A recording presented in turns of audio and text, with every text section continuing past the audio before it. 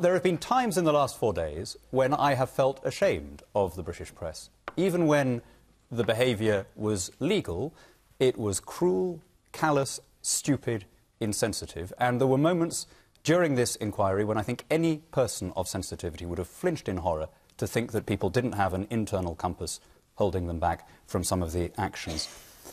The problem with a restriction on press freedom, or an external regulator, as you put it, is twofold.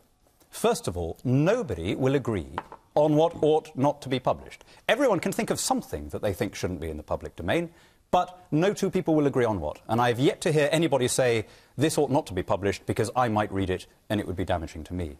So there's a real difficulty of definition. Secondly, the whole debate has been overtaken by technology. We were in that ridiculous situation when we had the super injunctions where the whole country knew who was behind the legal action. When you could tweet it, when you could text it, when it was talked about in every dinner party. But I think even now it would be illegal for me to mention on the BBC who the people behind the super injunctions were. So there is something preposterous. So what should we do instead? What should we do instead? Well, first of all, I strongly agree with Jimmy. We need properly to enforce the law on harassment. There are perfectly good common law remedies for people who have behaved disgracefully. But secondly... So if you're being chased by photographers, you could... Well, or anybody else. A note or in your little girl's... Yeah. Well, that would be harassment. Yeah. Outrageous. There is a well-understood common law definition of harassment, and it shouldn't be... But there is another thing.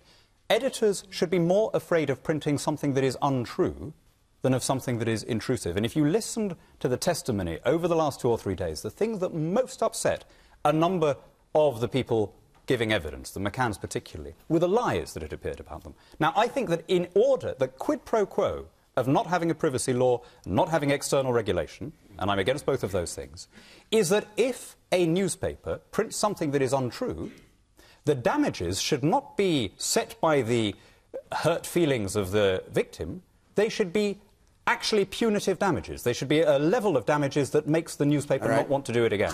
Okay.